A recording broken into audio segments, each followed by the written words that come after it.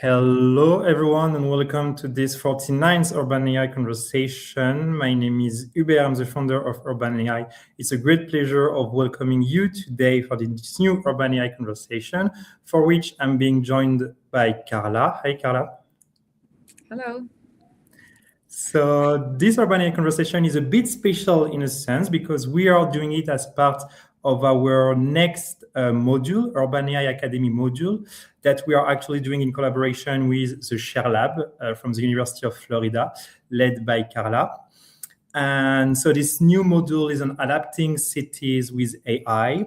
So obviously, like on this important and more important question on how AI can be used for climate adaptation at the city level.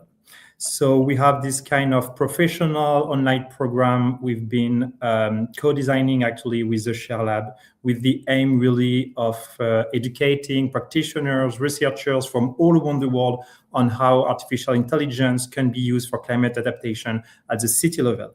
And a core component of this module is actually a research Carla will be presented right now. So the first 15 minutes of this presentation, of this webinar, will be dedicated to introducing this research that will be then extensively taught during the Urban AI Academy module.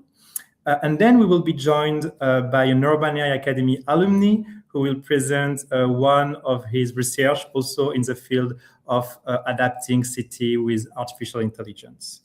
If you have questions, reactions, or comments during the live, obviously feel free to share them in the comments, in the chat, and we will react during the live. Carla, the floor is now all yours. Okay, awesome. Given me the opportunity to talk a little bit more of some of the work that we're doing at the Share Lab, and in particular the work that we're going to be sharing next week's on the Adapting Cities with AI workshop. Today I have prepared a very short intro session that will probably spark some attention and maybe interest in joining the tutorial and workshop that we are planning together with Urban AI. And I titled this presentation the same title as the article that we're currently under press and the several conference and posters that we have been sharing, which is called Enhancing Demand-Oriented Regionalization with Agentic AI for and with local heterogeneous data. So first, I want to recognize the work that went to from different colleagues and friends that are part of the Share Lab and at University of Florida. So this is the work from Mobina Rani. She's a current PhD student at the Share Lab. Dr. Shengde Gao, he's a postdoctoral associate at the Share Lab, and Dr. Chanjay Chen, he's an assistant scientist at Fiverr, and myself, I'm Carla Saldaña Chu. I'm an assistant professor at the School of Architecture at University of Florida. So today's presentation is organized into 5 big topics. There will be more developed in more depth and detailed in the workshop. So I'm going to talk about the framework where our work is situated, the motivation for this particular application, a very fast forward methodology, explaining of the methodology, and then some results and the interface we developed. And I'll show very briefly a holistic application, bringing other methods that are into creating or adapting cities with AI. So let's start with the framework. And I want to start by showing you kind of the theoretical framework on what we think about geospatial digital twins, and we think of them as living into 2 realms, so the cyber and the social realm, and each of these realms have specific capabilities. Like, for example, you can create digital twins that are existent, status, predictive, and intelligent. And within the cyber realm, we have, for example, technological developments that are about abstracting the physical world, like, for example, through geometric models, through information models, through AI models, and through physics models. We have also the idea of a realm of twinning. In the size of social, we have experience and gaming. And today's work is framed within the realm of abstracting. I'm going to go back and just show you a bit again, what does the abstracting module look like? So here we have, as I said, geometric models, information models, AI models, and physics models. And for us, this work is situated within the information models. So the motivation for this work is that today's urban governance relies on planning units or regions to design and to implement policies for growth, management, and adaptation to socioeconomic and environmental challenges. So we have these units like zip code, census tract, and many other regions that have been created to not only aggregate data, but to help also see trends and allocate specific grants or financial projects to develop cities. The thing is that these existing planning units, such as I said, census tract or census divisions, were designed for specific purposes, such as to speed the mail delivery, and were not often, they are not aligned, so they are misaligned with the demands of the urban governance. These planning units, they are basic units for planning policy implementations, and they should be thought of the specific policy that they are going to be reacting to. So with that framework, we have developed a methodology that we call the RAP-SC SUM. So the RAP-SC SUM is a regionalization framework that uses local heterogeneous data and spatial constraints to generate coherent, continuous planning regions. So our regionalization part that you see here, it includes few steps. So we have the data preparation here, which is using rasterized spatial data. You're looking here, and it defines planning interest. So for example, if we're defining specific data sets that we would like to include, I will go in detail what type of data we could include in this method. And then we have a 3-step regionalization where we start with embedding. Here we're using AI autoencoders that can help us generate latent features of these specific data layers that we use. And then we use this to initialize our SUM, which is the self-organizing map algorithm that we're using for our initial clustering. And then through training the SUM, we use 2 constraints. The first one is the similarity between the feature vectors that we include on their data, but also a geographic threshold, which is defining that these units, they also have to be together, not only by how their features are, but also by how close they are geographically. And we have the second one, which is redefining, which is managing or creating these smooth regions that are having coherent boundaries. And then later, we also implement a validation method. So this validation method compares the results that we get from these newly created regions and compared to other existing regionalization units, and we validate this with data that could be considered as a cause from a specific problem, like in the case of flooding and infrastructure. Maybe we want to know what are the health outcomes that happen on specific areas, and then we can use the data set to validate how well the model organize or cluster together regions based on their similarity, and what is the difference between other clusters and how the difference is enough to create a new cluster afterwards. So data that we can consider, so we think of this, for example, in the case of flooding and infrastructure, we can consider of having environmental information models. So here we have, for example, description of critical assets, we have topography, we have 100-year floodplain, we have precipitation data, land cover, evapotranspiration data sets. And then we can also think about the network information model. Here we could include data about street materials, ground conditions. We have the building information model. In our case, we have, for example, building construction materials, roof type, number of floors, and so on. And then we think about citizen information models. Here we can talk about population density, monthly per capita income, and etc. So if you've noticed here, we consider that if for these regions to be created, we could have a holistic approach to the different information models that there is. We talked about the environmental, network, building, and citizen. But we recognize that each of these different information models could, for example, in this case of the environmental information model and the citizen information model, could be retrieved through open data sources. But then we also recognize that the ones that are about the network information model and the building information model could be leveraged through other mediums. And here we introduce AI to help us segment those urban elements and prepare that data set to be aggregated into our platform. So if we'll look at how our method works, our method starts by selecting the data types that we need within a region. In this case, for example, we start with 6 layers that are describing the specific problem. In this case is flooding and infrastructure, and if there is any correlation that could be drawn to health outcomes. In that case, then we use these existing features that if they're not directly interpretable, there is no clear way to see if there is any data pattern that correlates. So we use a machine learning feature embedding. In this case, it's an autoencoder.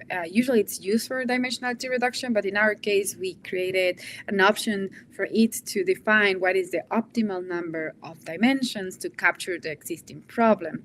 And through these highly dimensional feature vector describing every specific data type that we have, we use it to train our regionalization method. And our regionalization method, if you see here, starts with the train sum. And then through the clustering part, we start defining our regions of action. But we didn't stop there. So right now we're able to create a data-driven regionalization method. But we decided that if we want to make this accessible and applicable for different planning departments and urban planners, we need to create an agentic interface that could be able to, instead of having to run this code from scratch, you could just through natural language ask the same questions and get to the same result. What we did, how do we do this, right? This is, let me try to go forward. So the way that this interface works, so we think of it having a user who is the one that defines the problem. In this case, defines the study area, defines the disaster type, select the features, and then we have the agentic interface, which could be considered our expert on the regionalization method that we developed. So this agentic AI is able to do the work with the visualization, is able to define the features to the dimensions to extend or reduce to the data that has been input, and then show the regionalization methods.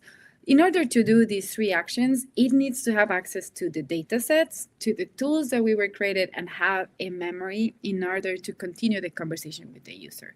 So through that architecture of the agentic interface, we were able to develop, and I'm just showing you here 2 screenshots of the video that I showed previously, which is showing how through natural language conversation, we were able to get similar results. And how do we see this being applied? And I'm going to show you in the next 3 minutes of my lecture a project that is leveraging these information models through the regionalization method within a project that is trying to describe more holistically what is the risk to flooding, into considering the quantitative and the qualitative aspects of it. So for the quantitative, we will use the regionalization method, and for the qualitative, we will use a VR experiment that can help us capture human perception of these uncertain events. So you'll see that our framework is repeated here. So we want to ground our exploration within the different realms that we have to develop in order to create digital twins. Those realms don't have to be used as a ladder, but could be, depending on capability, chosen to be pushed for a particular project. So here you're going to see that on the abstracting side, we're using these different GIS layers. They're talking about population, infrastructure, and citizen information models. They have been passed through an autoencoder that help us to represent the problem much more precisely. And through our regionalization method, we were able to select units. And with an interface, this method could not only be used by people who know how to code, but whoever that could understand the problem and have a data set to work with. So on the on the workshop that we're having next week, you're going to have access to this interface and also access to the code, so you could modify it.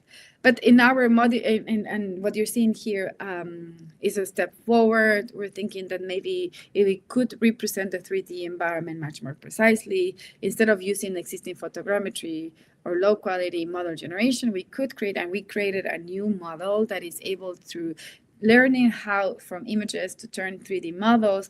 Right now, if you have for example, an address or a location of a place you would like to represent, you just need to go there. In this case, we're using Google Street View. We can get an image of that building, and then we can use that image. And through our trained model, we are able to generate a 3D model of that building. And so we could start creating, for example, buildings to create a digital twin that is creating the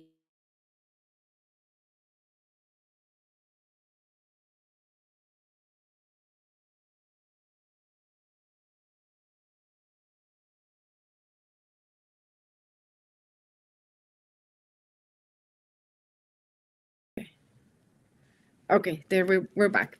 There's just one more. I don't know if we can continue. Yes. We can texturize these models to be part of the environment or to build environments for any city. So I wanted to finalize by saying that we didn't lose track of our initial question of how to more holistically describe risk natural disasters. And so what we did is that we translated mathematical models, in this case, storm surge flooding, into an immersive environment that later, I'm going to fast forward this very quickly so we have time to talk. Through a gaming platform, we have students and faculty looking at this environment and trying to answer what are the elements they feel are at risk during these hazardous events. With that, I think I finished my presentation, and I would like to thank you all for listening to it. Amazing. Thanks a lot, Carla, really, for the fascinating presentation. Definitely super cool technology you're presented here. It's more than a pleasure to be able to have it in our next module. I actually have several questions. The first one is regarding the interface you presented. So we have different way of interacting with your technology. The first one, if I understand well, like if I'm not coding, I can still kind of interact through natural language. But if I know how to code, I can also use some of the open source components you're sharing to kind of localize also your model, isn't it? Yeah, that's correct. So we have created a platform that you're able to modify or feature engineer throughout the whole process of the regionalization method. But then also, if you don't know how to continue, we have created an agentic, or we call it chat. So it's a agent that you can drop into the code, and it will be able to, through asking questions and answering some of your questions, be able to fill out some of this feature engineering. So you don't really need to know the back end of the model. You can, but you don't necessarily have to know. And that's an interface that we have developed for the workshop. So that's really super cool also. The fact, in a sense, that even if you don't have some computational skills, you can still have access to this kind of climate risk tool. How many climate risks are today available in this technology? So right now, because it's the outcome of this model is regions created that are showcasing a similarity of, for example, and I always bring this because it makes it clear. So our initial question for this project that we developed was, is there any relation that or is there any consequence that happens when a city is flooded? For example, we added a septic tank density and flooding plains, and we wanted to know if areas that had more septic tanks, when a flooding happened, they will have more health outcomes, and what will be those health outcomes. So right now, we don't define specific risks. We just allowed planners to know what are the areas that have similar features and are close to each other that could be that should be grouped together for a specific research question that you have. So it's not that we predefine a risk metric, is that we allow this to be predefined by whoever and whatever question you have. Okay, so there is for like the final user, if it's a planner, if it's like an environmental agency, the ability to kind of localize your platform depending on their own needs and territory. Correct. Right now is it's agnostic of territory and needs. It is really a generalizable platform, and we're going to show that on the workshop how to do it. Okay, really amazing. So indeed, what you were sharing maybe is that this technology that will be taught through one foundational lecture that Carla will be doing. It will be longer than 15 minutes so that you can really kind of get an extensive knowledge of it and related technologies for like climate adaptation. And then the participants, they have 2 workshops with the colleagues you presented to kind of getting familiar with the platform, use it and understand how to use agentic AI for climate adaptation. And lastly, they will have a feedback session because as Carla shared it, you can kind of customize the platform. So through the program, you will be able to enter your own data. Let's say, I don't know, you're in Paris, you're in Boston or from anywhere, and kind of do this kind of climate risk analysis for your own context and then get the feedback and see if you did it well with the platform. Isn't that's the program, no? That's correct. Exactly.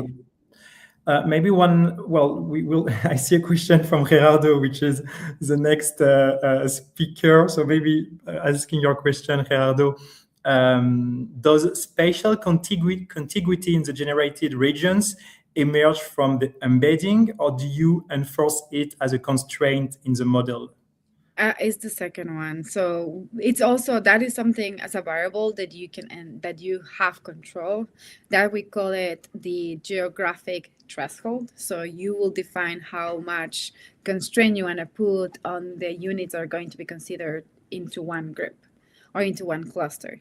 So that's how, and of course, this comes from understanding that all the data set that we're using, they are geo-referenced. So they are all geospatial data sets. So all of them have they all can be coded on space. I might have a follow-up question on this. So let's say, I don't know, I'm in Paris or I'm in Torino and I have my own data set. Can I just put them in the platform, or does it require a specific format? So right now, as any other GIS-based platform, the format needs to have a geo-referenced. That's the only constraint. And then we have developed a pre-processing model or module that if you have, for example, point lines or polygons, they are all going to be rasterized. If you have raster data, they will be fed immediately. And then we have developed a pre-processing. I will explain this on the lecture, but the idea is that yes, any data set that you have that is geospatial, that is the only constraint, I would say.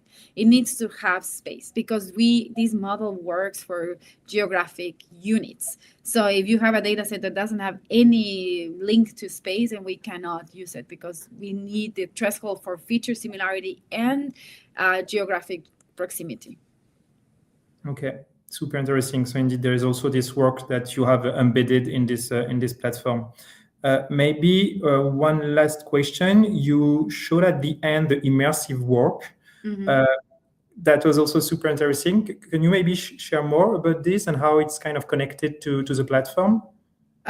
So this is the platform that we have created is one part of a holistic effort that we're doing towards creating digital twins. Another part of the project is to translate any data set that we have into an immersive environment, because we understand that the information models that we created, they're very helpful to quantify things, to define in quantitative matters the risk, or define patterns, or make decisions quantitatively. But we also recognize that there is another part that is not directly countable, which we call it qualitative, and this is very much into the human perception side. So that's why we are pushing that virtual or like these immersive environments to be able to capture that qualitative measure to specific things that we're looking. Like in this case, it was about risk. So that's why we are developing ways to do that study as well. Because as you can see, our idea of a geospatial digital twin has two pillars. So there is the cyber, which is all the different ways that you can quantitatively process the data and make sure that you're using the technology, the state-of-the-art technology to do it. And then the other side is the social realm, which is how does the model that you have created will be perceived, interact, interface with the human, right? And what is the consequences to that? So that is why we have these two projects thread into one. In this case, a video, but it's because we are seeing this as a holistic approach into like the cyber and social physical systems. Super interesting. So maybe for those of you that want to go further, I think you have this amazing conference, Playing Model. Do you want to tell more maybe about so we have two conferences. So Playing Models is this conference that is happening in September this year in Los Angeles. It's been hosted by CIARC. It's a symposium where we invite speakers around the world to talk about architecture, storytelling, and AI. Is an event that is been happening since 2022, and every year we keep challenging what does it mean to be an architect right now, or an artist, or a creative designer with AI and storytelling techniques that we have. And then the second conference, the Urban AI and us, we're organizing together, is called Be True. So it's digital twins for resilient urban environments, or just it didn't come up very quickly, but this is a conference that we're organizing in Jacksonville in November. So both, I hope we'll be able to share both links, and I can share later on I don't know if the chat will make links available for people, or we will. It's not there. We will add them directly on the comments. So thanks for sharing those two conferences. Super interested on this idea also, on kind of how architects are changing, or how the role of architecture is being redefined with AI. We had just a few weeks ago a fascinating Urban AI conversation. It was with Ben van Berkel, founder of UN Studio. So feel free to also have a look on this. That was really interesting. And on the kind of power of image and immersive technologies to kind of getting more awareness on climate risk or just cities narrative. We also had an amazing conversation with Damiano Cerone and Studio L based in Tokyo. And for those of you that are part of the Urban AI Academy, there is a specific module from Damiano Cerone specifically on this topic, on generative AI and urban participation. Well, thanks a lot, really, Carla, for the fascinating presentation. You will stay with us, so if you have questions that are coming, feel free to share them in the comments. And it's now time to welcome our second speaker. Hi, Gerardo. Hi, everyone. Hi, Gerardo. First, maybe do you want to kind of introduce yourself? Yes, I'm an alumni in the Urban AI, so I participated in the previous program on Urban Heat, and I'm also a student in the Ballet School of Architecture, doing a master in Urban Spatial Science. So I'm actually going to be today presenting my capstone project, but also the results of my master thesis. Amazing. Well, wonderful to have you. The stage will be yours, Gerardo, for the following 15 minutes. Just maybe a few elements of context. So indeed, Gerardo is an alumni of the Urban AI Academy. Well, actually still a student of the Urban AI Academy. And he was doing, as part of the previous cohort, which was on Urban AI for extreme heat adaptation. So still relating to adapting cities with AI. So he was part of this cohort, and participants of the Urban AI Academy have the possibility to submit capstone projects. And so those capstone projects, they can be research-oriented or they can be more practical. and they have this goal of kind of synthesizing what participants have learned through their journey, through their cohorts. And then they can submit the capstone project to a kind of grand jury composed of instructors, such as Carla. And the instructors will then provide feedback and potentially validate the capstone project, which was the case here. And in this case, kind of giving the certificate of success. And so, yes, here it's again a super interesting project just submitted as part of this cohort. So, and definitely related to this topic of adapting cities with AI. So yeah, I let to the floor, Gerardo, to tell us more about it. Thank you, Hubert. So yeah, without further ado, let's go through it. So I'm going to present my capstone project and master thesis that is called Shaping Cool Cities. So the project is a multi-source data fusion for modeling urban heat mitigation across 6 different cities in Europe. One summer, 22, 61 people died related to heat stress. It was not storms, not floodings, not earthquake, not even a war. 61. So this is the leading question that they start this project, how we can help planners to understand how to solve this problem. The main goal of this project is not only to predict, understand why or how urban morphology is related to heat, but more important to try to understand what are the gaps that prevents action. In literature, we find several studies that are tackling the problem, but we find 3 main gaps. One is integration. Many studies just study issues on isolation. They can be understanding the role of building morphology or tree canopy or different elements, but they don't understand them or study them in integration. And urban heat arises from the interaction between building, shadow, tree canopy. Another question we are trying to understand is transferability. That's really important when we are doing machine learning models. And also how to predict cooling. The same strategies in different places are going to have different results. A tree in Berlin is going to have more cooling potential than a tree in Athens. And lately, but not less important, action, how to bridge this gap between the results of a model and action, how we can prescribe or help policymakers or practitioners to intervene in the cities. So we have 2 main research questions. One, what drives urban heat across these different contexts? And also, where should cities intervene? I've studied 6 different cities in 3 different climate zones, 2 oceanic, Paris and Amsterdam, 2 Mediterranean, Barcelona and Athens, and 2 transitional, Berlin and Madrid. I studied 6 different study areas of same area, if we use the Mercator projection.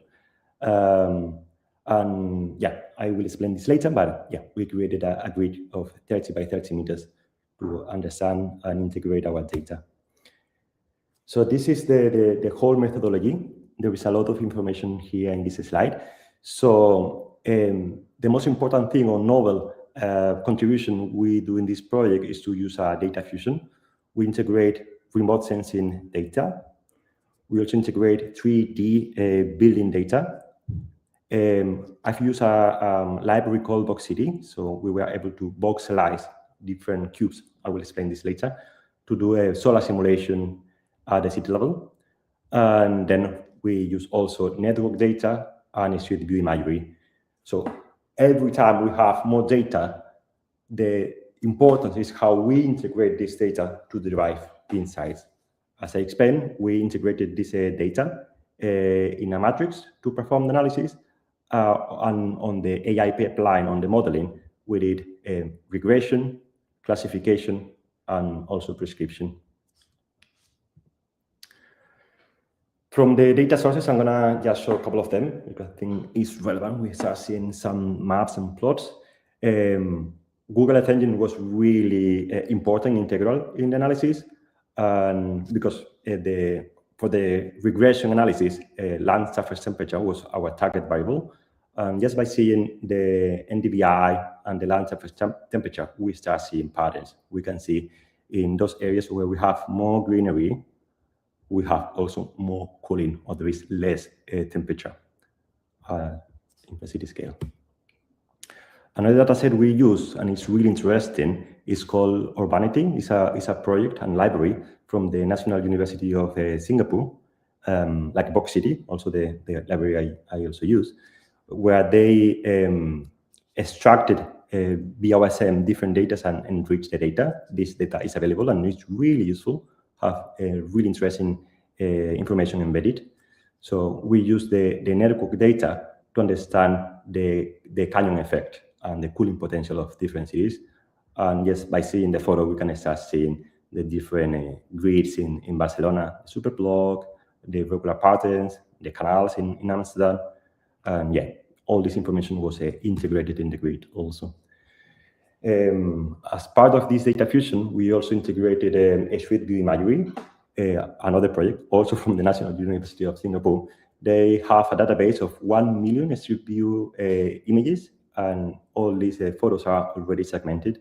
It's a really interesting database to extract and derive insights. Also used, and can be, in this case, really interesting, because we were using a Street View, Google Street remote sensing imagery, so satellite imagery, and now with the Street View imagery, we have another perspective, the pedestrian perspective, and also the potential of shadows and green view index from the street perspective. We also use 3D buildings from Evuco. Actually, Nicola was part of the previous teachers that did a workshop, and they are contributing in this open source 3D building dataset that is really interesting and ready to be used. And yeah, lately we use, as I explained before, Box City. Box City is a library that does many things. First, is able to extract data from Google Earth engine. So we have canopy height, building height, land cover, and terrain. And we are able to integrate all this information, all these layers into a voxel city model by using NumPy, 3D arrays, where we encode buildings, trees, roads. So we can create a digital twin, a voxel city model of the city, but also perform simulations. That's what we did for our 6 study areas. We voxelize the city, and then we run several simulations to get interesting features for our model, like the green view index, the amount of greenery that can be viewed from the street, and the sky view factor, the amount of sky we can see from the streets. And perform also solar simulation at specific times in summer 22, our temporal scope.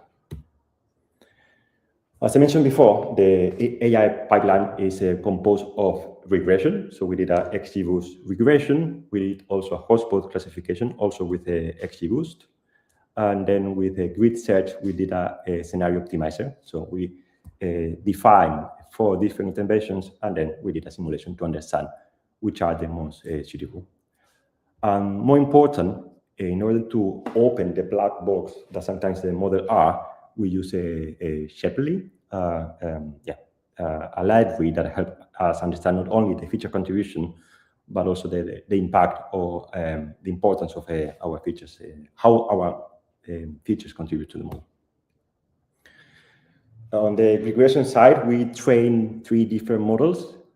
Initially, I was trying to create a global model or even a deep learning model, but it was not behaving well. So I was trying to answer how we can transfer information, how we can train a model that can transfer insights to different regions without knowing them.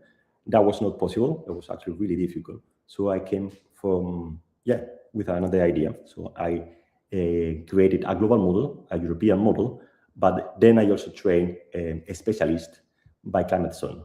And by doing so, we move from 70% accuracy to 84 by using the urban heat island anomaly.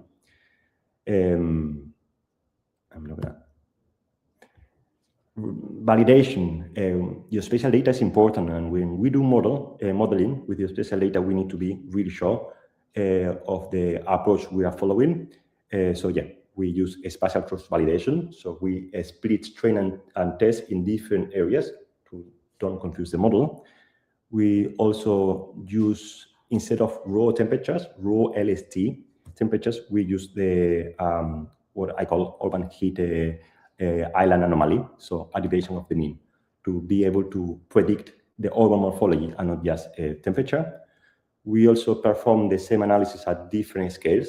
Before I said that we were integrating into a 30 by 30 meters grid, but we also did it at 60 and 90 meters. And 30 meters was the most accurate because it's closer to the resolution of the Landsat in that sense.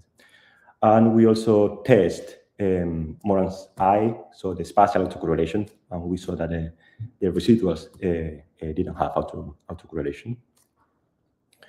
So in short, we ensure that the model was learning morphology and not spatial patterns.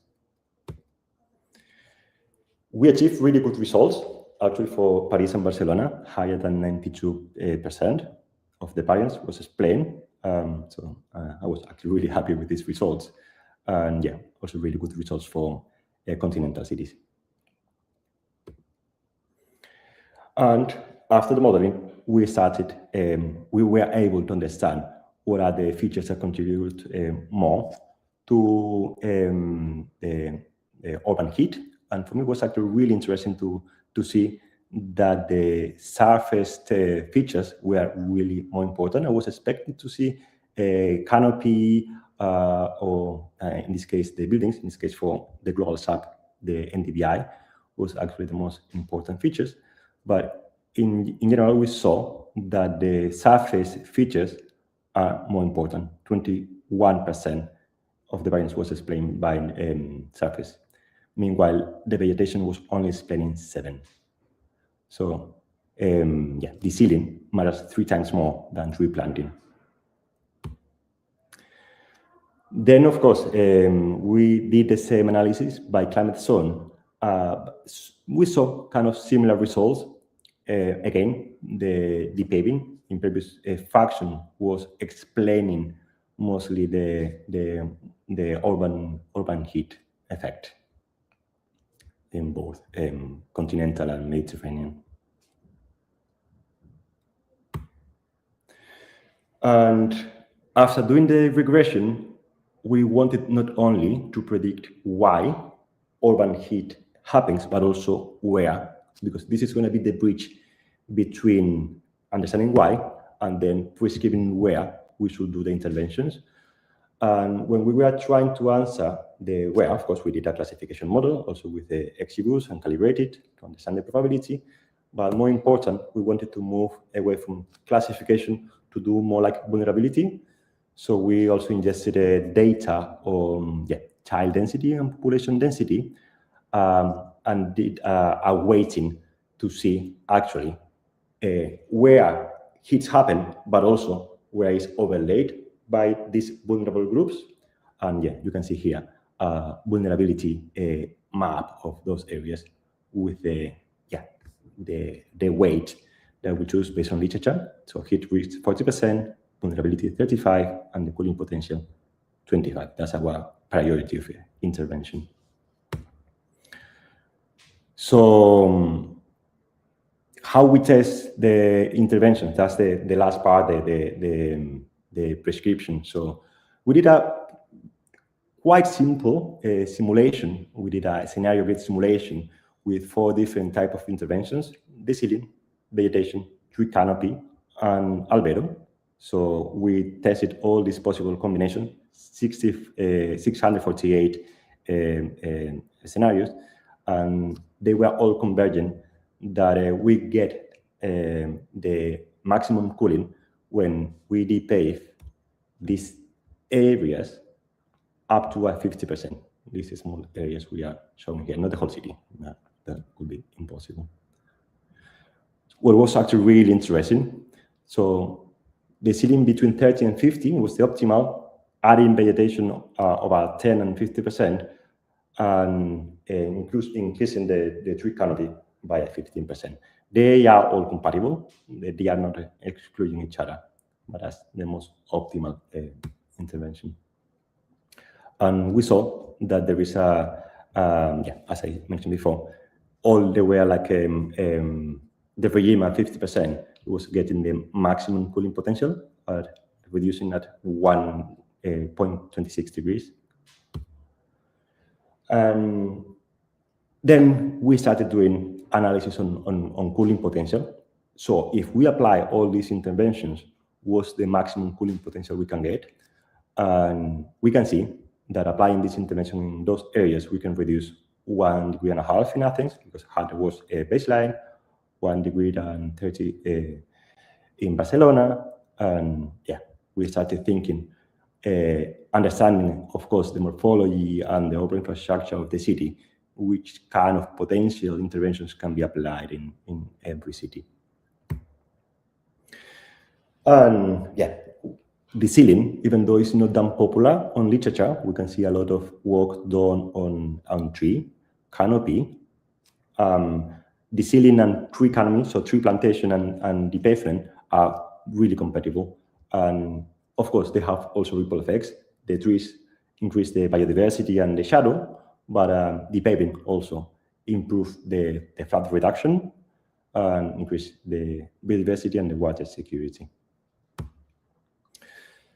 So main takeaways from the analysis, heat is a neighborhood problem. When we were doing both the regression and classification, we saw that cooling propagates at 300 meters. So we cannot just intervene in one specific plot. We need to understand the urban planning. So 300 meters is the minimum unit to apply these interventions, of course, on those areas where vulnerability and heat risk overlaps. Interesting was the understanding that the paving is actually more important, 3 times more than tree planting. And when doing the regression, we saw that every climate zone is specific, and the measures we are going to apply on them needs also to be specific. We need to take into consideration the context for modeling, but also for intervention. So every city needs its own strategy. These are the limitations that always are in every research. We were doing daytime only, analyzing land surface temperature. Nighttime is really important because it's actually when the mortality increases. We also understand the correlation is not causation. This intervention simulation that we did needs to be validated with field data before prescribing for policy. And you can read or ask me later questions and we can dive in. Amazing.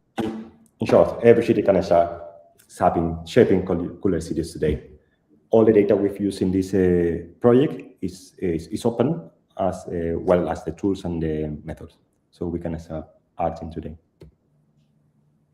Amazing. Well, really thanks a lot, Gerardo, for sharing this fascinating project.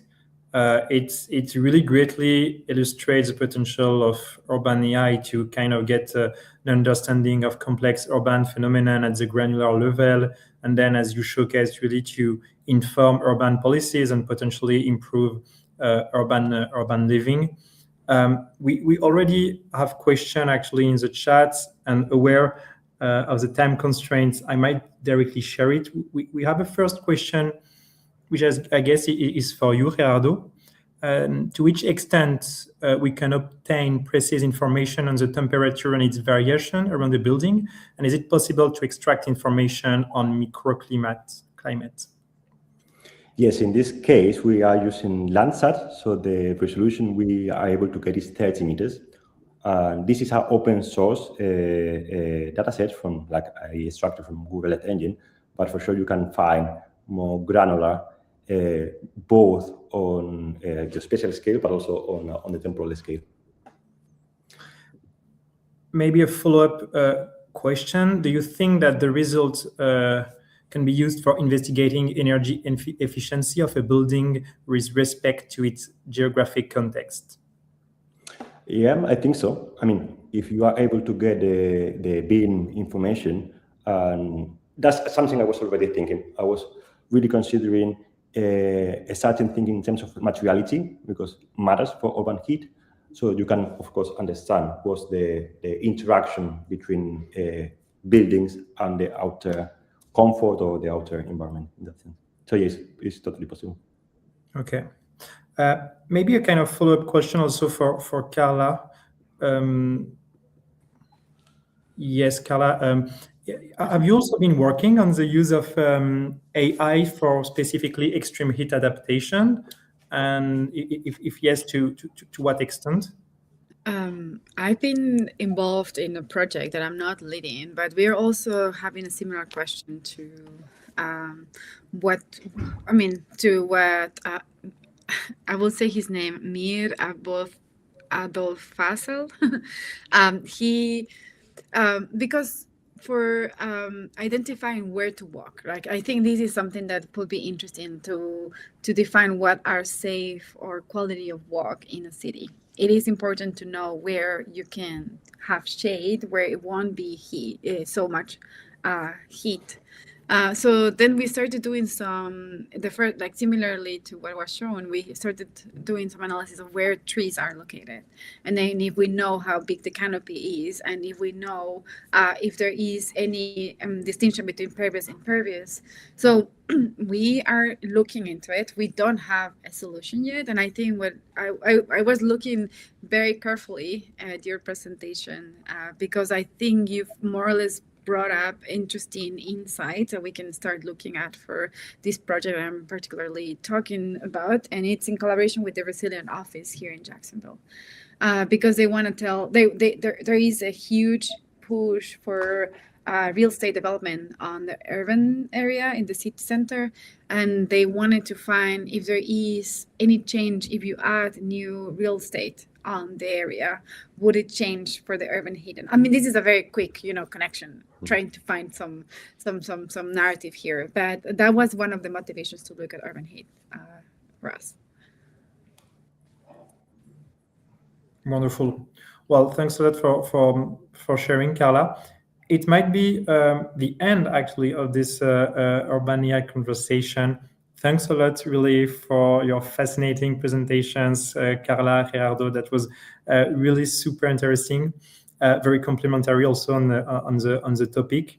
You will see again Carla actually in the adapting cities with AI module in few weeks for those of you that will enroll. Also Gerardo also, because you're a student of this new cohort.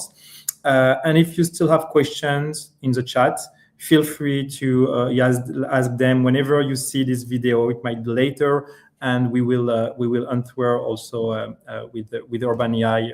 Yeah. Thanks a lot, Carla. Thanks a lot, Gerardo. Thanks, everyone. Take care and have a great day. Bye, Hubert. A pleasure to be here with you. Have a great day then. Bye. Thank you. Bye.